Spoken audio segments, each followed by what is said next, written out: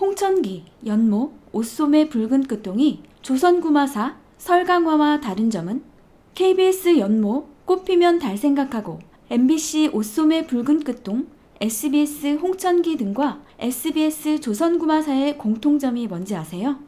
바로 사극입니다. 이른바 퓨전 사극이라고 할 수 있죠. 이들 사극 중에 최고 화제작은 단연코 2022년 1월 1일 종영한 옷소매 붉은 끝동이죠. 마지막 회 시청률이 17.4%고 순간 최고 기록은 19.4%입니다. MBC 드라마가 그동안 고전을 면치 못했는데 시청률 15%를 넘긴 건 6년 만의 일이라고 할 수 있겠네요. 그리고 OTT 플랫폼 웨이브에서도 역대 최고 트래픽을 갱신하고 있다고 합니다. 그동안 공중파 드라마가 종편의 출연과 OTT 출연으로 인해 고전을 면치 못했습니다. 시청률 0%라는 굴욕적인 기록도 있었죠. 그런데 최근 들어 사극 열풍이 불면서 덩달아 시청률도 상승하는 효과가 발생했습니다. 사극 열풍은 계속 이어지고 있는데요. KBS는 연모가 흥행하면서 꽃피면 달 생각하고를 후속작으로 사극 열풍을 이어갔으며 올 상반기에는 배우 이준과 장혁을 주연으로 하는 붉은 단심을 계획 중이라고 하네요.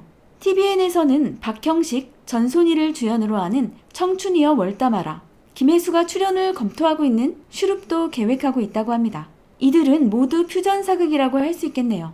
퓨전 사극은 시대극이라는 형태를 도입했을 뿐 다양한 스토리를 보여주고 있으며 역사적 사건이 아닌 인물 간의 관계에 초점을 맞추면서 MZ세대의 공감을 자아내고 있습니다. 아무래도 역사적 허구를 바탕으로 하기 때문에 상상력이 자유롭다고 할 수 있죠. 인물의 다양한 모습을 묘사할 수 있다는 장점이 있습니다. 물론 태종 이방원과 같은 정통 사극을 시청하는 시청자 입장에서 퓨전 사극이 사극이냐면서 따질 수 있겠지만 방송가는 퓨전 사극에 푹 빠진 모습입니다. 다만 자칫하면 역사 왜곡이라는 논란에 휩싸일 수도 있다는 문제도 있습니다. 실제로 SBS 조선구마사는 조선 창업의 과정이 왜곡됐다는 비판에 직면하면서 방영을 중단해야 했습니다.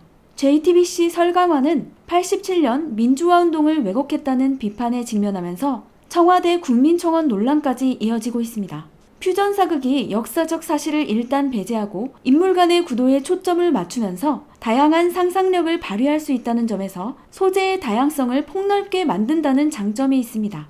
하지만 그로 인해 역사 왜곡 논란까지 이어지는 경우가 발생하면서 시청자들의 반감이 커지고 있는 것도 문제입니다. 역사 왜곡이 허용하는 범위가 어디까지인지에 대한 근본적인 물음이 있을 수밖에 없습니다. 대표적인 예가 바로 링컨 대통령을 소재로 한 드라마라고 할 수 있겠네요. 바로 아브라함 링컨 vs 좀비입니다. 링컨 대통령이 좀비와 맞선다는 내용인데요. 역사적 사실과 다른 것이기 때문에 역사 왜곡 논란이 불거질 수밖에 없었습니다. 하지만 링컨 대통령이 좀비와 맞선다는 내용은 역사적 사실이 아니기 때문에 시청자 입장에서도 충분히 표현의 자유에 들어갈 수 있다고 판단했기 때문에 관대하게 넘어갔습니다. 그런데 말입니다. 만약 링컨 대통령이 좀비 중에 흑인 좀비들만 골라서 죽인다면 역사 왜곡 논란에 휩싸일 수밖에 없습니다.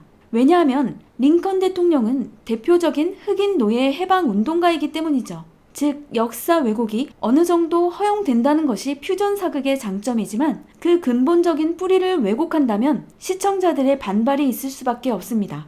사극은 시청자들에게 익숙한 소재인 것은 틀림없습니다.